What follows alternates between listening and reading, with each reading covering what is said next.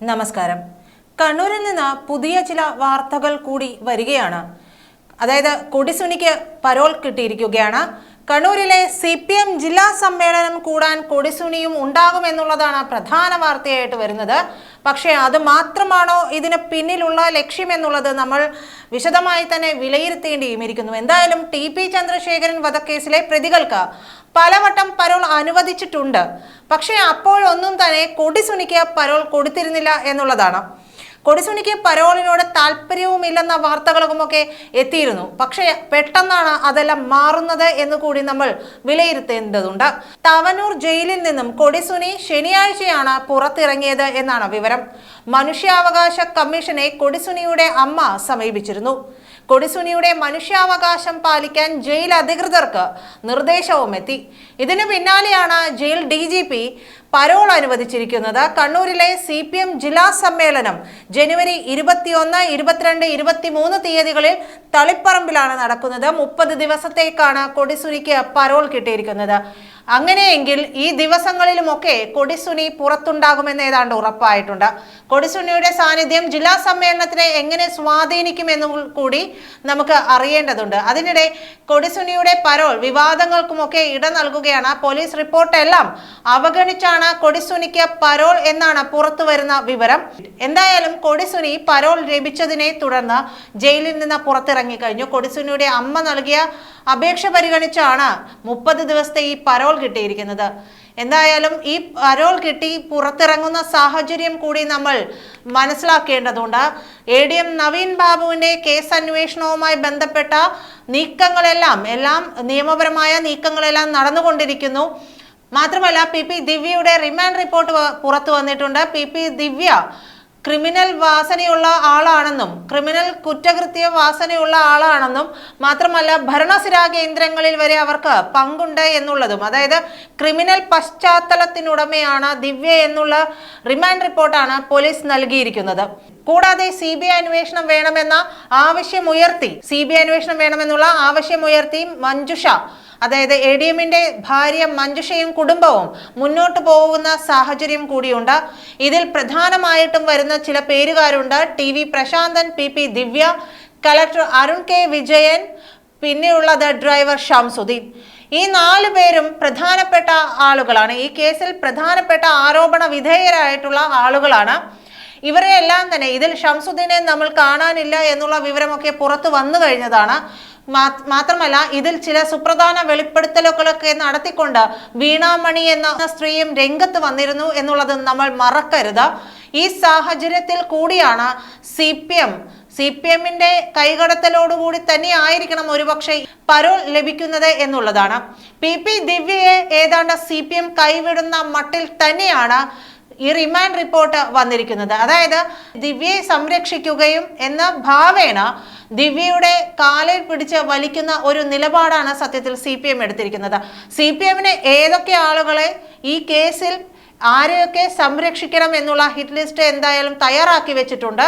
അത് അങ്ങ് പാർട്ടി കേന്ദ്രത്തിൽ തന്നെയുമുണ്ട്, മുഖ്യമന്ത്രിയുടെ ഓഫീസിലുമുണ്ട്. മുഖ്യമന്ത്രിയുടെ ഓഫീസിലെ പ്രധാനപ്പെട്ട ആളുകൾ തന്നെയാണ് അവിടെ ഇരുന്നു കൊണ്ട് ഇതിൻ്റെ എല്ലാ കാര്യങ്ങളും നിയന്ത്രിച്ചു കൊണ്ടിരിക്കുന്നതും.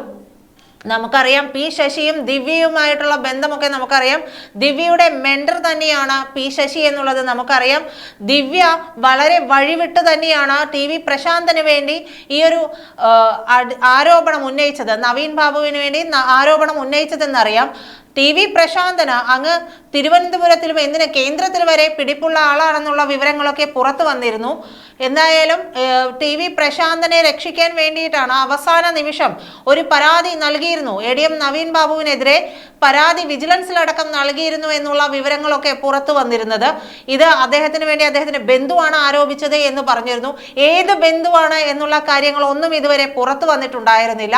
മാത്രമല്ല TV പ്രശാന്തന് അങ്ങ് ഭരണസിരാ കേന്ദ്രത്തിലൊക്കെ നല്ല പിടിപാടാണ്. അപ്പോൾ ഒന്ന് ആലോചിച്ചു നോക്കുക, ഇവരെല്ലാവരും തന്നെ ചില മാഫിയകളുടെ കൈപ്പിടിയിലുള്ള അംഗങ്ങളാണ്. ഇവർക്ക് മാഫിയയ്ക്ക് ഈ കേസിൽ നിന്ന് തലയൂരി പോരണം എന്നുണ്ടെങ്കിൽ അത് ഇവരെ ആരെയെങ്കിലും ബലിയാടാക്കിയാൽ മാത്രമേ സാധിക്കൂ എന്നുള്ളതാണ്.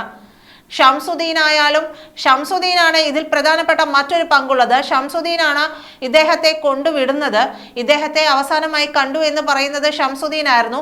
മുനീശ്വരൻ കോവിലിൽ ഇറക്കുന്നു. മുനീശ്വരൻ കോവിലിന് ശേഷം അദ്ദേഹത്തെ പറ്റി യാതൊരു വിവരവുമില്ല എന്ന് പറയുന്നു. ഷംസുദ്ദീനാണ് ADMന്റെ മരണശേഷം ആദ്യം ആ വീട്ടിലേക്ക് എത്തുന്നത്. അദ്ദേഹത്തിന് ഇത് മുൻകൂട്ടി അറിയാമായിരുന്നത് പോലെ തന്നെ അദ്ദേഹത്തിന്റെ വീട്ടിലേക്ക് കയറുന്നില്ല. അപ്പോൾ തന്നെ അദ്ദേഹം എന്താണ് ചെയ്തത്? ഗൺമാനെയും മറ്റൊരു എക്സിക്യൂട്ടീവ് എഞ്ചിനീയറെയും വിളിച്ചു വരുത്തിയതിനു ശേഷമാണ് ആ വീടിനുള്ളിൽ കയറുന്നത്. ആ വീടിനുള്ളിൽ കയറി ഏറെ നേരം കഴിഞ്ഞതിനു ശേഷമാണ് കളക്ടർ എത്തുന്നതും. കളക്ടർ എത്തി ഏറെ നേരം കഴിഞ്ഞതിനു ശേഷമാണ് പോലീസ് എത്തുന്നതും. പോലീസ് എത്തുമ്പോഴേക്കും തന്നെ ഏതാണ്ട് അവർക്ക് ആവശ്യപ്പെട്ട എല്ലാ രേഖകളും തന്നെ അവിടെ നിന്ന് മാറ്റിയിട്ടുണ്ടാകണം എന്നത് തന്നെയാണ് മനസ്സിലാക്കുന്ന കാര്യം.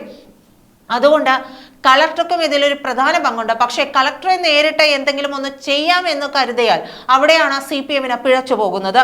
കളക്ടറെ എന്തെങ്കിലും ഒരു പോറലെങ്കിലും കളക്ടർക്ക് ഏറ്റിട്ടുണ്ടെങ്കിൽ അത് മറ്റു തലത്തിൽ കൂടി, ഒന്നാമത് ഒരു ADM ആണ് ഇപ്പോൾ കൊല്ലപ്പെട്ടിരിക്കുന്നത്. ആ മരണമാണ് ഇത്രയേറെ വിവാദമായിരിക്കുന്നത്. ഇതിന്റെ പുറകെ തന്നെ മറ്റൊരു അത്തരത്തിൽ തന്നെയുള്ള ഒരു ജില്ലാ കളക്ടർക്ക് എന്തെങ്കിലും ഒരു ജീവഹാനി സംഭവിച്ചിട്ടുണ്ടെങ്കിൽ അത് കേന്ദ്രത്തിൽ നിന്ന് തീർച്ചയായും അന്വേഷണത്തിലേക്ക് പോകുമെന്നുള്ളത് ഉറപ്പാണ്. അതുകൊണ്ട് കളക്ടറെ മനഃപൂർവ്വം തന്നെ ഇവർ മാറ്റി നിർത്തിയിരിക്കുന്നു എന്ന് വേണം കരുതാൻ. പക്ഷേ ദിവ്യയും ഷംസുദ്ദീനും പ്രശാന്തനും അങ്ങനെയല്ല.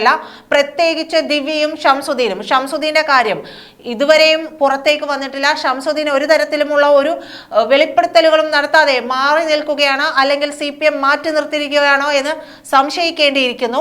എന്നാലും ഇവരെല്ലാം തന്നെ CPMന്റെ ഹിറ്റ് ലിസ്റ്റിൽ പെട്ടവരാണ്.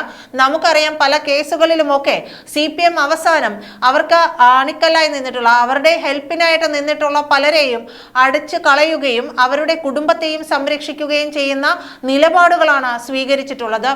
അതുകൊണ്ട് തന്നെ പല കണക്കുകളും CPMന് തീർക്കാനുണ്ട്.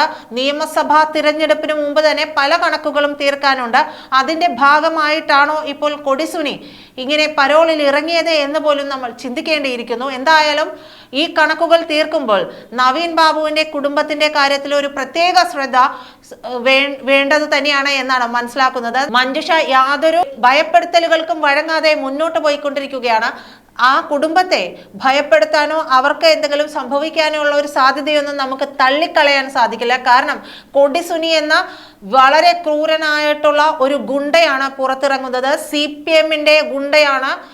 അവർക്ക് യാതൊരു തരത്തിലുമുള്ള അതായത് ചോര കണ്ട് അറപ്പ് മാറിയിട്ടുള്ള ഗുണ്ടയാണ് കൊടിസുനി എന്ന് പറയുന്നത്. മാത്രമല്ല മഞ്ജുഷയുടെ കാര്യം മാത്രമല്ല, ഈ പറയുന്ന ഷംസുദ്ദീൻ CPMന്റെ ഭാഗമായി നിൽക്കുന്നുണ്ടെങ്കിലും അയാൾക്ക് എന്തെങ്കിലും സംഭവിക്കാനുള്ള സാധ്യതകളൊന്നും നമുക്ക് ഈ അവസരത്തിൽ തട്ടിക്കളയാൻ സാധിക്കില്ല. അതുപോലെ തന്നെയാണ് ദിവ്യയുടെ കാര്യവും.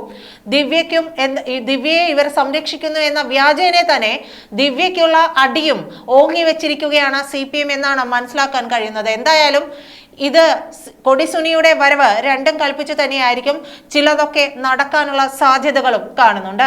നന്ദി.